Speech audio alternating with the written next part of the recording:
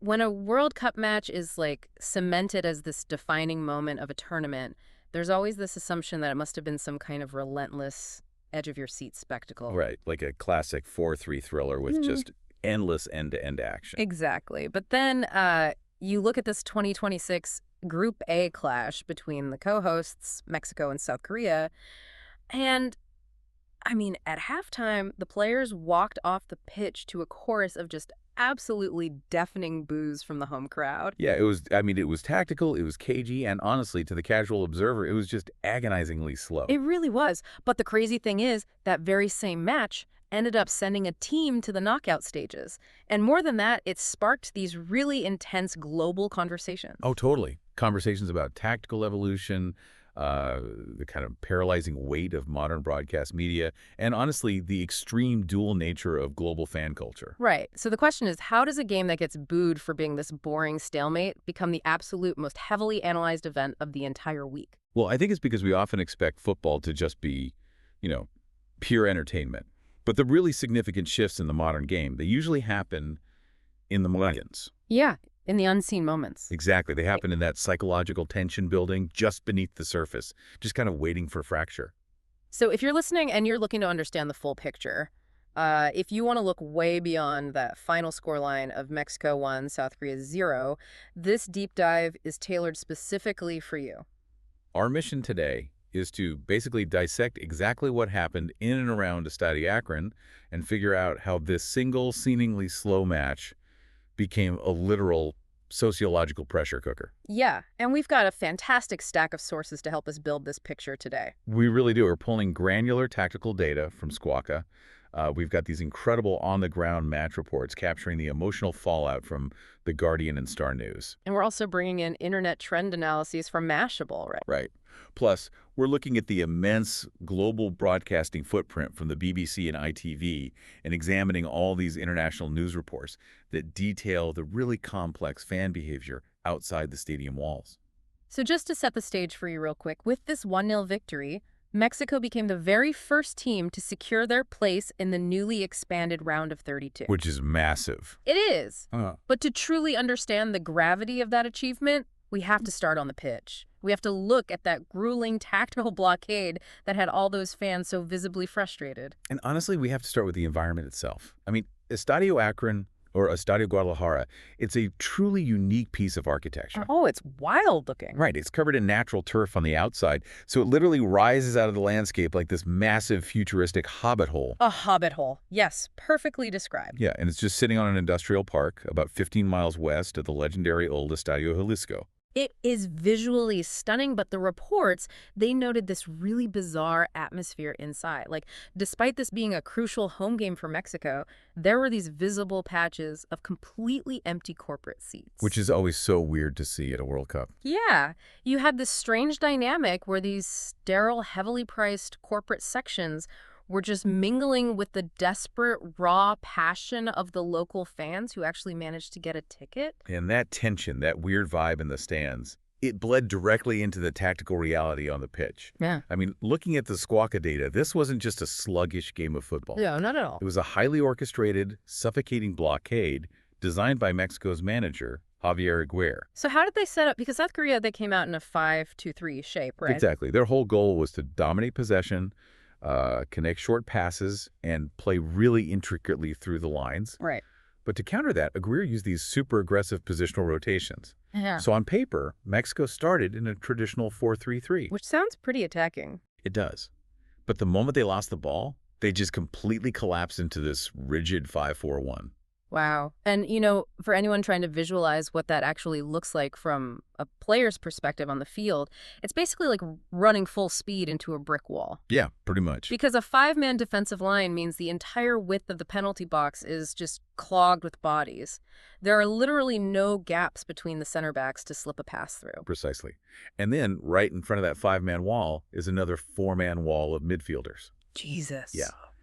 And South Korea's entire attacking philosophy, It relies on pulling opponents out of position. Yeah. They actively want you to press them so they can exploit the space you leave behind. It's kind of like a patient fisherman trying to lure a really stubborn fish out of hiding. Oh, I like that analogy. Right, like South Korea is just dangling the bait, passing the ball lazily around their own defense, just waiting for Mexico's midfielders to lose patience, break the wall, and lunge forward. Yeah, and the moment a Mexican player lunges, Exactly. The moment they lunge, South Korea just slips the ball right into the empty space he just vacated. but the thing is, Mexico completely refused the bait.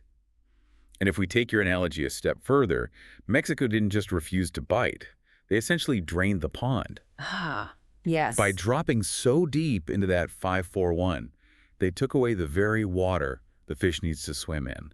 They completely removed all the open space behind their defense. Which perfectly explains the 101 backwards passes from South Korea. I mean, I saw that stat and I couldn't believe it. 101. It's staggering. The fisherman just keeps recasting the line over and over again because there's literally nowhere else to go. And honestly, you can completely understand why the home crowd was booing. Oh, for sure. They paid good money to see Mexico charge forward like gladiators, but Aguirre had them playing with a discipline that was like practically monastic. It really was a masterclass in denying oxygen to the opponent. But, games locked up this tightly, they rarely end with a beautiful sweeping team goal. No, they don't. The tension just builds and builds until cognitive fatigue sets in. It ends because someone's focus finally snaps. And man, in the 50th minute, South Korea's focus snapped catastrophically. So hard to watch. Right. It wasn't some tactical masterstroke from Mexico that broke the deadlock. It was just a brutal mistake. South Korean goalkeeper Kim Sang-gyu comes rushing out of his box to claim a loose ball and violently collides with his own defender, Lee Gi-yuk. It's just a total breakdown in spatial awareness and communication. Yeah.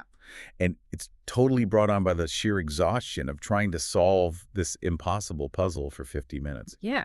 So the ball just spills out into open play, completely uncontained. And 31-year-old midfielder Luis Romo is right there to pounce. Which is incredibly cinematic, by the way, because Romo plays his club football in this very stadium for Guadalajara. Oh, that's right. Yeah.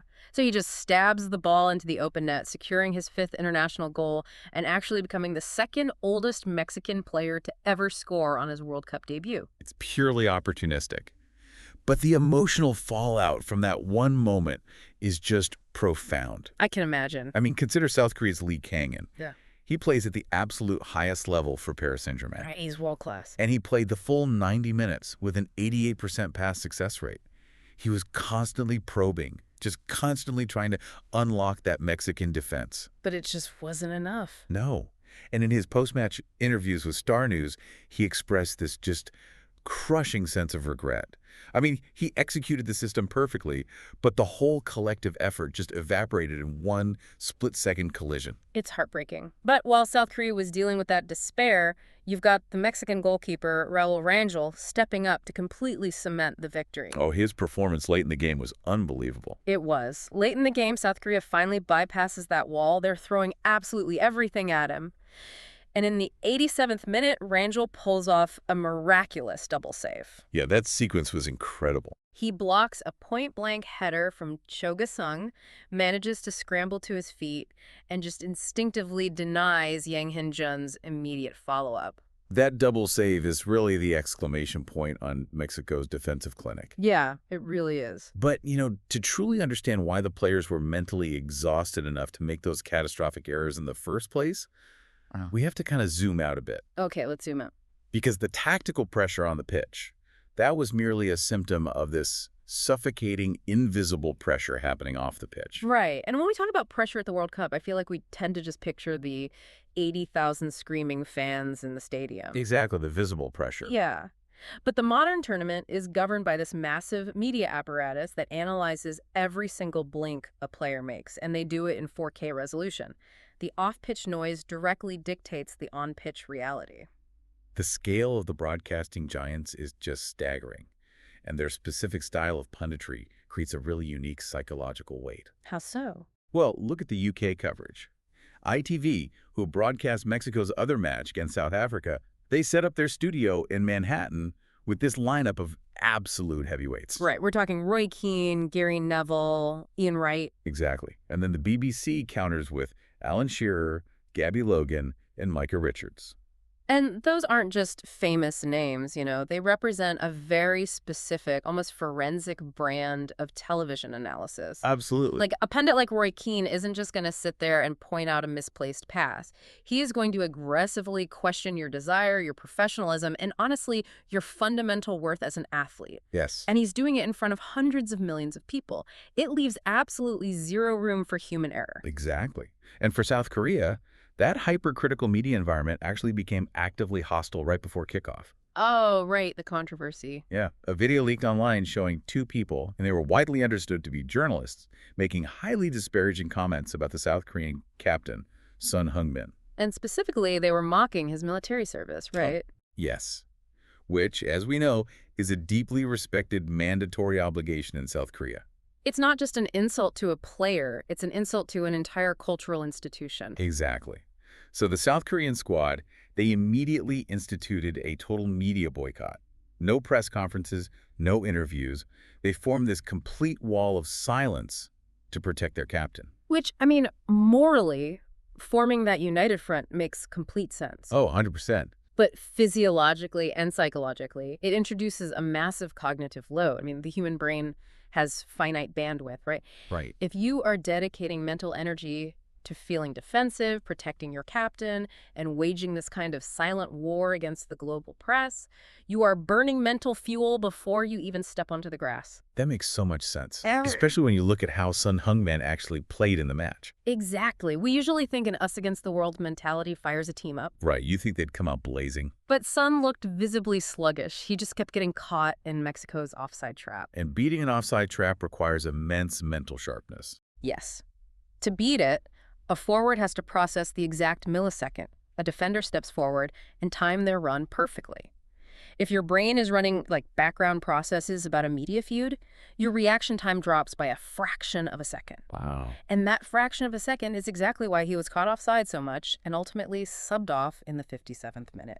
That is a brilliant connection. The media boycott was intended to be this protective shell, but it effectively became a psychological anchor dragging them down. Right. Now, contrast that heavy, burdened environment with the Mexican camp. Manager Javier Aguirre has drastically shifted his approach to pressure. How so? What's he doing differently? Well, he openly admitted that he used to really battle his players over distractions, constantly trying to force them to focus. But now, he just lets them freely use their smartphones in the locker room right up until they need to prepare. Wait, he actually lets them scroll right before kickoff. That's wild.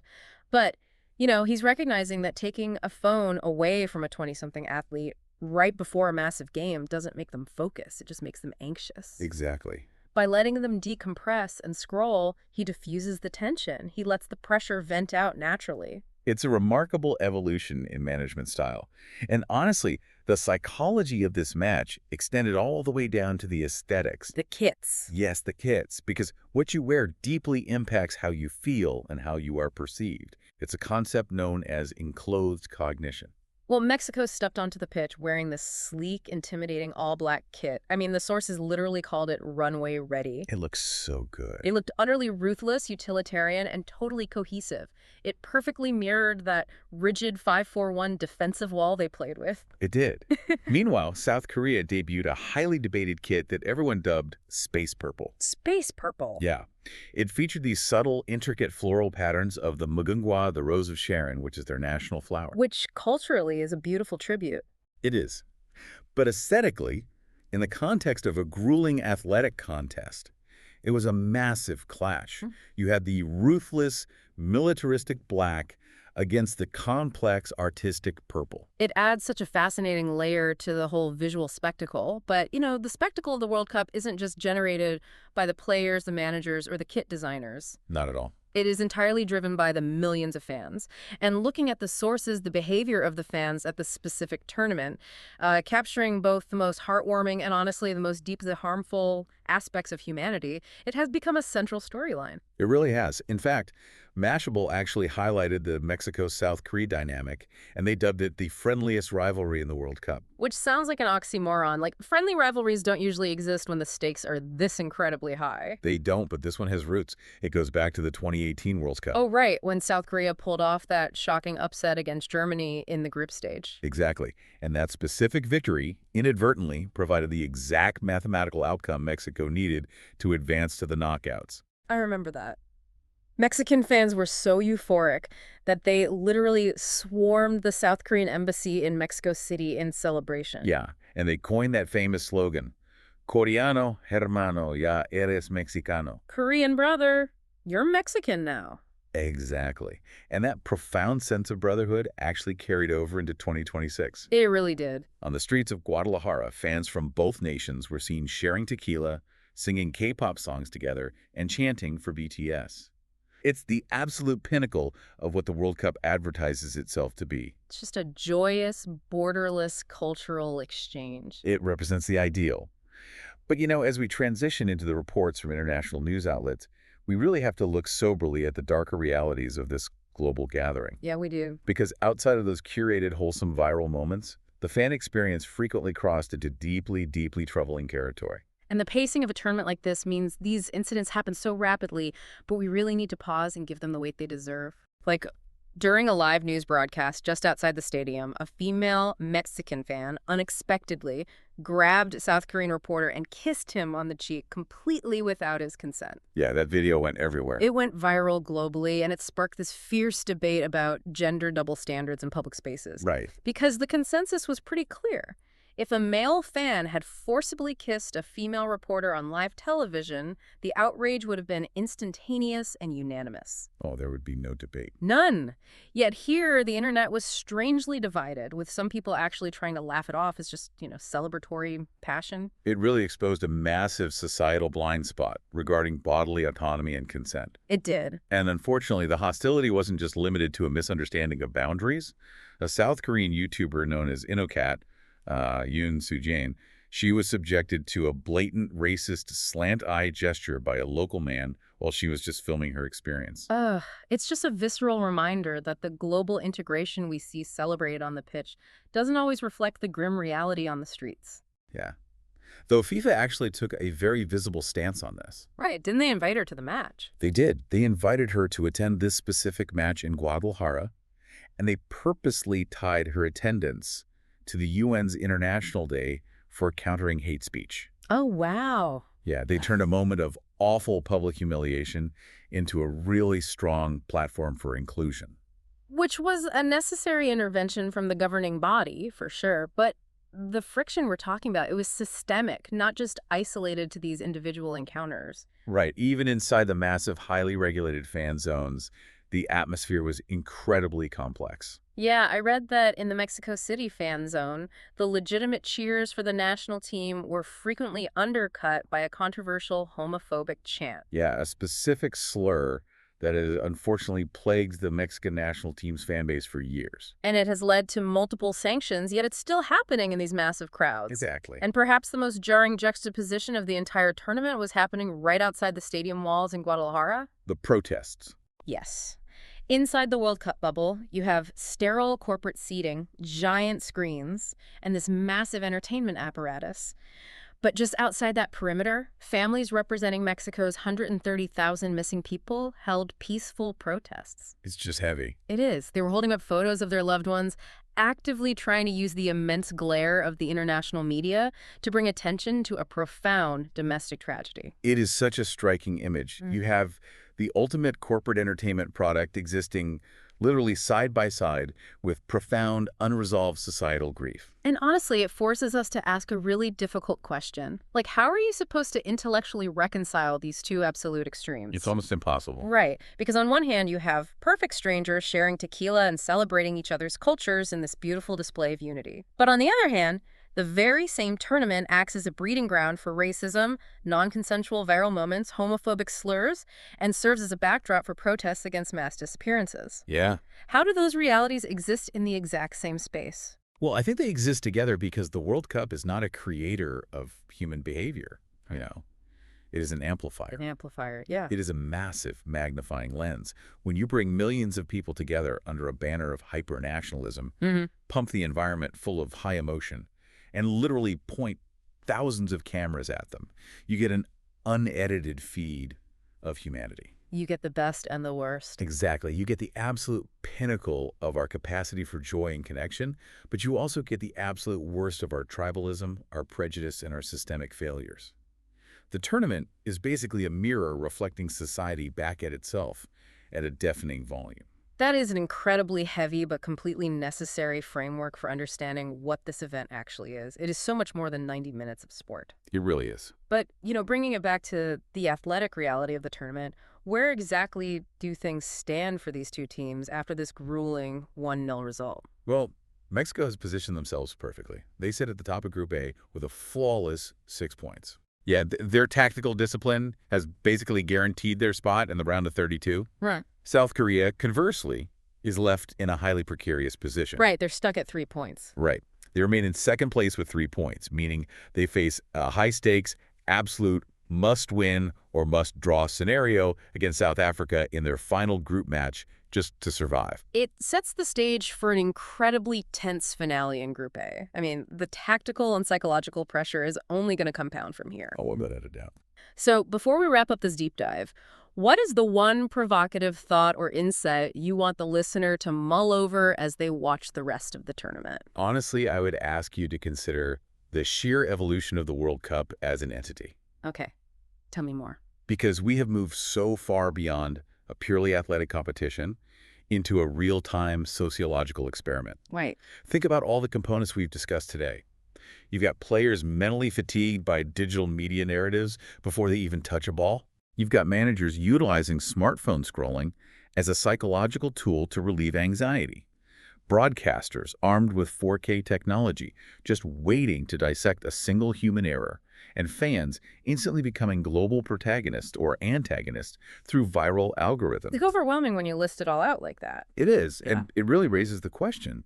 In this modern era of hyperconnectivity, have the spectators, the media, and the algorithms actually become the main characters of the World Cup? Oh, wow. Right. Have they relegated the 22 players on the pitch to mere supporting roles? That completely shifts the lens on how we consume these matches. I mean, we started this deep dive analyzing a crowd that booed at halftime because the tactical football wasn't entertaining enough for them. Right. But perhaps our absolute demand for constant entertainment kind of blinds us to the fact that real football, much like the real world surrounding the stadium, is inherently messy, it's frustrating, and it is incredibly complicated. Well, thank you so much for joining us on this deep dive. We invite you to keep questioning the narratives behind the daily headlines, and we will catch you next time.